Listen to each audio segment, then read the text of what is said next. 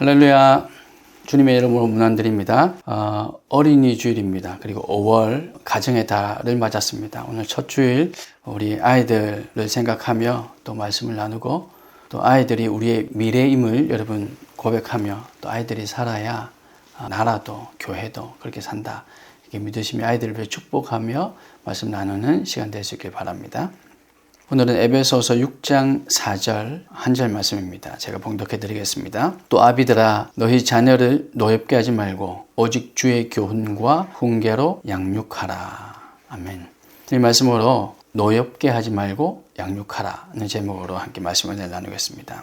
아이들은 너무나도 당연한 얘기지만 부모를 닮습니다. 어른들을 닮아가죠. 특히 그 어른들 가운데 부모를 닮습니다. 제가 딸들을 키워보니까 너무나도 당연한 얘기지만 너무나도 실감이 나더라고요.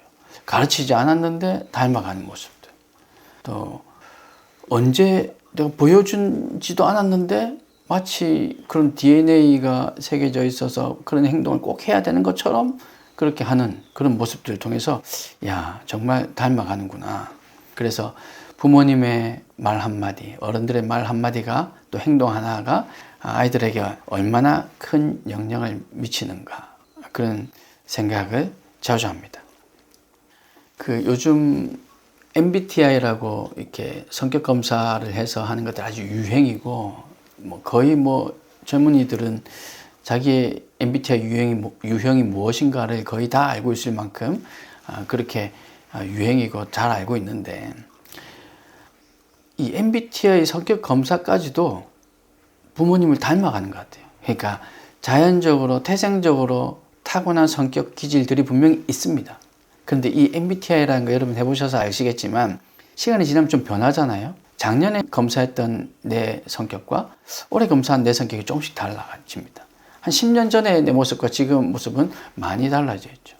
그게 어느 정도 학습이 되기도 하고 사회생활을 통해서 좀 다듬어지기도 하고 그런 여러 가지 이유 때문에 MBTI 검사를 해보면 성격이 조금씩 달라집니다. 실제로 우리 성격이 그렇잖아요. 자, 예전에 보면 진짜 성질 들어봤는데 요즘 인간 됐어 이렇게 얘기하는 경우도 참 많잖아요.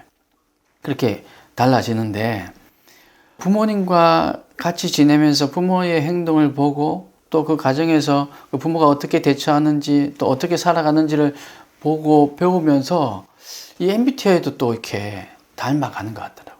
실제로 그런 경우들을 봐왔습니다. 그래서 우리 부모들은 결코 자녀들 앞에서 마음대로 행동할 수 없고 생각나는 대로 살아갈 수 없습니다. 부성애, 모성애를 잃어버린 그런 간혹 우리 주변에 중에 이제 그런 분들이 계셔서 뉴스에 나오기도 하고 그래서 아이들을 제대로 양육하지 못하고 아이들을 때로는 목숨을 잃게도 만드는 그런 지경에 이르기도 하지만 그런 특수한 경우가 아니라면 우리는 대부분 다 부모로서 우리 자녀들에게 어떤 영향을 끼칠 것인가 이 영향이 분명히 아주 클 텐데 라고 생각하며 살아갈 겁니다. 그래서 우리 자녀들을 어떻게 양육할 것인가 이거는 어느 누구도 정답을 가지고 있다거나 혹은 완벽한 모범이 된다거나 이렇게 말할 수는 없을 겁니다. 우리 성경에도 많은 예를 보듯이 부모님은 정말 훌륭한 선지자고 왕이고 그렇지만 아들들은 그렇지 못한 경우도 많이 보고요. 부모가 이방신을 섬기고 했던 그런 말도 안 되는 짓을 하나님 앞에서 저질렀지만 그러나 그 아들은 또 하나님 앞에서 정직하고 바른 생활을 해나가는 그래서 하나님 보시기에 흡족하다 하는 그런 얘기를 듣는 경우도 봅니다. 그래서 어느 누구도 완벽하다 이렇게 살아야 된다라고 말할 수 없지만 그러나 우리가 성경 이 본문 말씀 우리가 성경에서도 하나님께서 우리를 어떻게 양육하시는가 이런 부분들을 살펴보면서 우리도 우리 자녀들을 어떻게 양육하는 게 좋을 것인가 여러 가지 방법들 중에 답안들 중에 오늘 이 한 가지 살펴보았으면 좋겠습니다.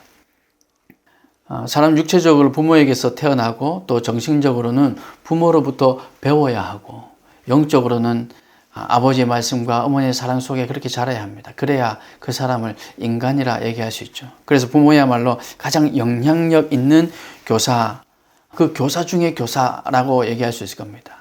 참 스승이신 예수님을 제외하고는 우리 아이들에게 담탱이도 학원의 어떤 쪽집게 선생님도 일타 강사도 어느 누구도 아닌 우리 아이에게 있어서 가장 교사 중에 중요한 교사는 바로 부모라는 거죠. 그러므로 우리는 자녀들이 본받을 만한 부모인가를 생각해 봐야 합니다. 자녀 인생은 부모와 분리될 수가 없습니다. 아버지와 똑같은 아들, 엄마와 똑같은 딸의 모습을 보게 되죠. 그래서 맞선 자리에 나가기 전에도 보면 그 상대방의 부모가 어떤 분인가를 보면 거의 그 사람을 많은 부분 알 수 있게 되는 겁니다. 제가 가난한 교회에서 사역한 적이 있습니다.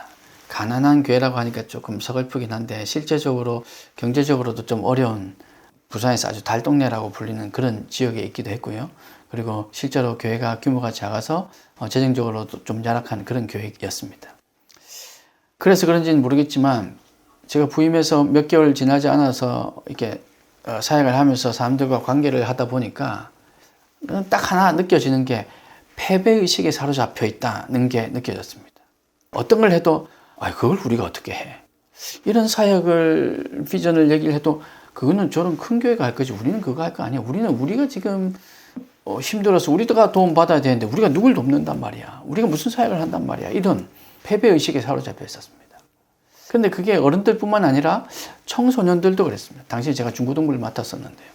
아이들도 마찬가지였습니다. 그런데 이 아이들과 계속해서 말씀을 나누고 성경 공부도 하고 자행 연습도 하고 아이들과 부대끼면서 이렇게 지내다 보니까 아이들은 그래도 변화되어 가기 시작했습니다. 고쳐져 가더라고요. 하지만 어른들은 어려웠습니다. 제 역량이 부족하기도 했겠지만 그 어른들은 오랜 세월 살아왔고 또 자신이 가지고 있는 그 생각과 그 경험 때문에 어른들은 그렇게 변화되기가 쉽지 않았습니다.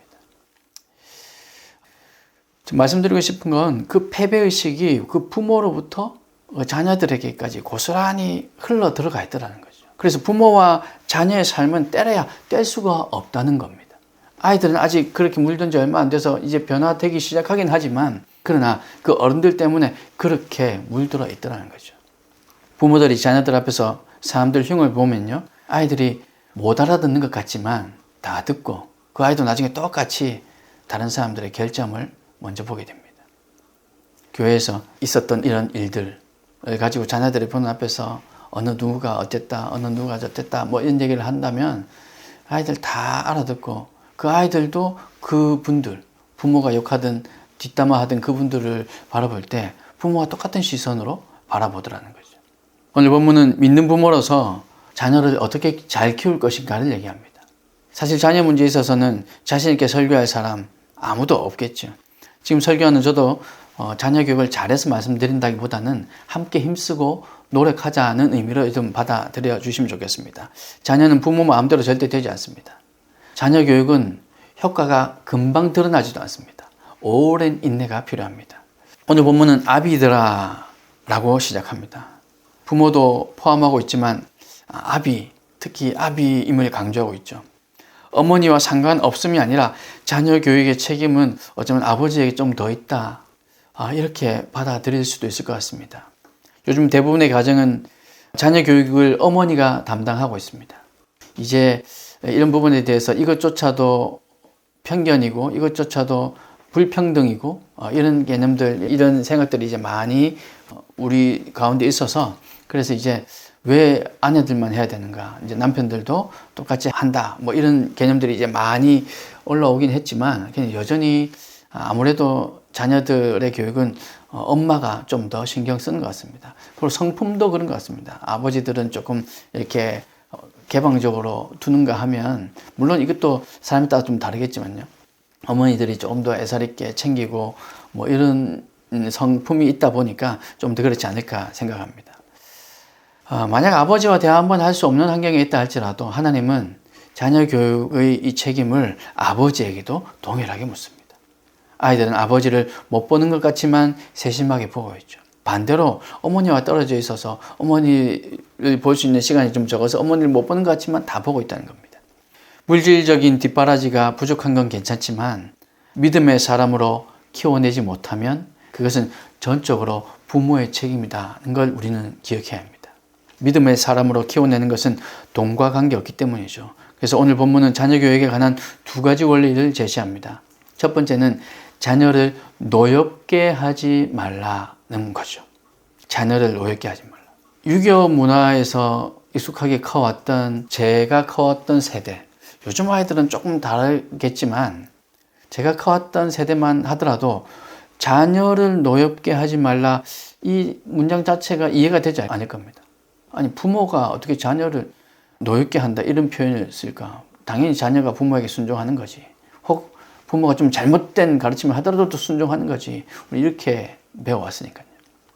이 말씀은 자녀들에게 무조건 잘하고 무조건 용서하라는 것이 아니라 자녀들에게 이유 없이 분노를 일으킬 만한 행동을 하지 말라는 겁니다. 어떻게 보면 아이들의 기를 죽이지 말라는 거죠. 쉽게 예를 들면 아이들이 엄마에게 아빠에게 나 변호사 되고 싶어, 의사 되고 싶어, 대통령이 되고 싶어, 어떤 디자이너가 되고 싶어, 막 이런 얘기를 할 때 부모님들이 어떻게 얘기합니까? 농담으로 얘기할 수 있지만 네가? 이렇게 표현한다든가, 네가 모델을 한다고 네 키에? 이렇게 얘기를 한다든가, 네 그 몸에? 이렇게 얘기를 하면서 아이들의 기를 죽이기도 하죠. 물론 농담으로 하는 얘기일 수 있겠지만 이런 표현을 하기도 합니다. 그리고 이 정도면 다행인데 또 엄친아들과 꼭 비교를 하죠. 엄마 친구 아들, 엄마 친구 딸. 이 엄친아는 못하는 게 없습니다. 공부도 잘하고 잘생기고 이쁘고 키 크고 운동 잘하고 대학도 잘 가고 취직도 잘하고 결혼도 잘하고 좋은 집도 있는, 이 세상에 결코 존재하지 않는 이런 엄친아와 내 자녀를 비교하죠. 제가 아는 한 분은 사람을 소개할 때 그 사람이 어느 학교를 다녔는가, 어느 학교 졸업을 했는지 이것을 가장 중요하게 생각하면서 소개를 하시더라고요. 마치 그 사람의 인격이 그 사람이 어떤 학교를 나왔는가와 비례한다는 듯이 그렇게 소개를 하더라고요. 이분은 어느 대학 나오신 분이라고. 그래서 저는 늘 그랬으면 속으로 그것과 무슨 상관이 있을까? 왜 대학 나온 걸 말씀하실까? 공부를 많이 하셔서 지금 학문적인 어떤 수준이 높다는 것이 지금 이 자리에 필요한 것인가? 그렇다면 또 그럴 수 있죠. 근데 소개를 하면 항상 그렇게 소개를 하시더라고요. 공부를 얼마나 했느냐는 인격과 사실 크게 관련이 없습니다. 성적이 인격을 말하는 거 아니니까요. 물론 또 다 그렇다고 말할 수 없지만 대부분 그렇습니다. 또 한 가지는 언어의 격차를 없애야 되죠. 아이들이 사용하는 언어와 부모들이 사용하는 언어의 격차를 좀 없애야 한다는 겁니다. 요즘 아이들이 사용하는 줄임말들, 이걸 무조건 잘했다, 좋다 표현할 수 없지만, 그러나 무조건 또 어른들, 요즘 애들 표현대로 하자면 꼰대처럼 어른들 표현에 우리 아이들이 무조건 맞춰야 된다, 이렇게 얘기하는 것도 어려울 것 같습니다. 그래서 아이들과 또 이 부모님들의 언어의 격차를 좁혀야 합니다. 부모님들 아이들을 막 공부해라 막 이렇게 하지만 사실은 그 얘기는 그 아이를 사랑해서 하는 얘기잖아요. 그런데 그 아이는 공부해라 너 왜 이런 얘기를 엄마가 날 사랑해 라는 얘기로 이해하지 못한다는 겁니다. 그럴 수밖에 없어요. 그래서 우리는 이런 부분들에 대해서 좀 더 고민하고 생각하고 우리가 아이들의 수준에서 조금 더 낮아져서 아이들과 그 언어를 좀 맞춰줄 필요가 있습니다. 조금 다른 얘기긴 하지만 저는 늘 이렇게 표현합니다. 진심이기도 하지만 또 한 가지는 또 제 마음이 전해졌으면 좋겠다는 마음을 담아서 약간 반은 농담으로 얘기하기도 하는데요. 항상 그럽니다. 공부를 열심히 하려고 그러고 밤 몇 시까지 공부한다 그러면 아니야, 건강이 제일 중요해. 그냥 성적 신경 쓰지 말고 건강하게만 자라도. 엄청 좋은 아빠인 것처럼 코스프레 하려고 하는 것이 아니라 정말 건강을 잃으면 아무것도 없어지니까요. 그래서 이번에 성적 때문에 성적이 얼마가 어떻게 됐어 막 이렇게 고민하면 늘 그렇게 얘기합니다. 건강하게만 자라도. 그러면 비웃죠. 지금 아빠가 할 소리냐고. 그럼에도 불구하고 우리는 이렇게 아이들과 언어의 격차도 생각하는 수준도 조금 좁혀 가야 할 것 같습니다. 그렇지 않으면 아이들이 자꾸만 병들고 힘들어집니다. 고등학교 아이들 가운데 한 78% 정도가, 10명 중 한 8명 정도가 정신병을 가지고 있다고 합니다. 크게든 작게든. 이것은 어른들의 책임이 아닐까 생각합니다. 그래서 이 모든 것들, 이런 정신 건강, 이 모든 것들도 가정에서 시작된다는 것을 우린 잘 아시고, 아이들과의 이 언어의 격차, 아이들을 노엽게 하지 않는 쓸데없는 말 한마디로 공부해 막 이렇게 해서 괜히 사랑한다 라고 표현할 것을 공부해 막 너 왜 그래 뭐 이렇게 표현함으로 인해서 아이들과 격차가 생길 뿐만 아니라 아이들을 노엽게 하는 것, 이런 것들을 우리가 조금 자제할 필요가 있지 않을까 생각이 됩니다. 또 한 가지 오늘 본문에서 발견되는 자녀 교육에 관한 원리는 오직 주의 교훈과 훈계로 양육하라 이렇게 말씀하고 있죠. 오직 주의 교훈과 훈계로. 교훈은 심신 발달을 위한 행위의 훈련입니다. 또 훈계는 말을 통한 훈련을 얘기합니다. 즉 행동과 말을 통해서 양육하라. 주의 교훈과 훈계로 양육하라 이 뜻입니다. 그것도 세상적인 교훈과 훈계가 아니라 하나님의 교훈과 훈계로 양육하라는 거죠. 말씀대로 가르치는 것이 돈 버는 것을 가르치는 것보다 훨씬 중요하다고 합니다. 하나님의 마음에 합한 사람이 되면 바로 다윗과 같은 사람이 되기 때문입니다. 아이들이 왜요? 라는 질문을 던지면 그 즉시로 하나님 때문이야 라는 대답이 우리 부모님에게서 나와야 한다는 겁니다. 그래야 정직한 아이, 담대한 아이로 자랄 수 있게 됩니다. 하나님과 동행하는 아이는 절대로 망하지 않습니다. 하나님께서 우주의 주권자이시기 때문에 반드시 승리하는 삶을 살게 하십니다.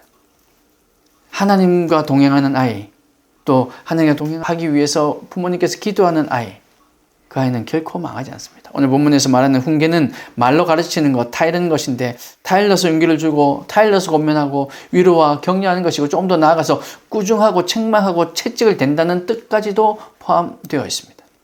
요즘 아이들을 보면 너무 많이 야단을 맞지 않고 크는 것도 문제입니다. 요즘 예를 들어 식당에서 아무리 애들이 장난치고 난리를 쳐도 어느 부모 하나 이 야단치는 부모가 없습니다. 오히려 다른 테이블에 있는 부모님 좀 조용히 해 라고 얘기하면 그 아이들의 부모님이 왜 우리 아이들한테 그러냐고 뭐 이렇게 하는 세상으로 점점 변해가고 있죠. 하지만 예수님께서는 채찍을 대라고 합니다. 오늘날 가장 좋은 신앙교육은 학교도 교회도 아니고 바로 가정에서 시작되어야 합니다. 부모가 신앙교육의 가장 확실한 모델이라는 사실을 우린 기억해야 하는 거죠. 자녀들은 부모가 말한 대로 사는 것이 아니라 행한 대로 산다는 것을 여러분 기억하시길 바랍니다. 주님도 우리에게 친히 기도의 모범을 보이셨고 전도의 모범을 보이셨고 사랑의 모범을 십자가를 통해서 보여주셨습니다. 이런 예수님의 모습을 보고 제자들은 그대로 닮아서 나중에는 순교하기까지 섬길 수 있었던 거죠. 아이들이 신앙적인 모습이 되기를 원하신다면 우리가 먼저 본을 보여주길 바랍니다. 아이들이 훌륭한 삶을 살기 원한다면 먼저 본을 보이시기 바랍니다. 이런 모습 속에서 자라는 아이들은 아름답게 자라날 것이고 또 그 교회는 내일의 밝은 소망이 있을 겁니다. 오늘 특별히 아이들을 양육하는 것에 대해서 얘기했지만 이것을 거꾸로 뒤집어 보면요, 우리가 부모님을 공경하는 것도 마찬가지라 생각이 됩니다. 우리 어른들과도 우리 언어의 격차를 없애야 되고 우리 어른들도 마찬가지로 또 우리 부모님을 자꾸 노엽게 할 것이 아니고 우리 부모님도 이 말씀에 합당하게 주님의 말씀을 붙들어서 어른들을 공경하고 어른들을 존경하고 섬겨야 할 것입니다. 이것이 5월 이 가정의 달을 맞이하여서 해마다 오는 가정의 달이잖아요. 그래서 해마다 오는 이 가정의 달에 해마다 우리 집은 쓸쓸해. 남들은 가정의 달이라고 외식도 하고 남들은 가정의 달이라고 이런저런 행사도 있는데 그 속에서 우리 집은 뭐 가정의 달인데도 불구하고 늘 똑같아. 늘 힘들어. 이런 마음이 혹시 있었다면, 혹시 우리 아이들 마음 가운데 그런 마음이 있다면 올해는 또 이 말씀을 붙들고 아이들과 함께 마음을 맞추어 나가고 또 부모님을 공경하면서 이 5월 가정의 달이 정말로 우리 가족들의 사랑이 꽃피는 그런 아름다운 달, 또 새로운 가정이 태어나고 또 그렇게 결혼하는 가정들도 아주 많은 달이 5월이기도 한데 또 아름다운 가정이 그렇게 세워지는 그런 달이 될 수 있기를 간절히 소망합니다. 여러분의 삶, 아이들을 말씀으로 잘 양육해서 하나님께 영광 돌리고 부모님과 또 우리 모두에게 큰 기쁨이 되는 그런 이 5월 한 달 다 될 수 있기를 주님의 이름으로 축복합니다. 기도하겠습니다.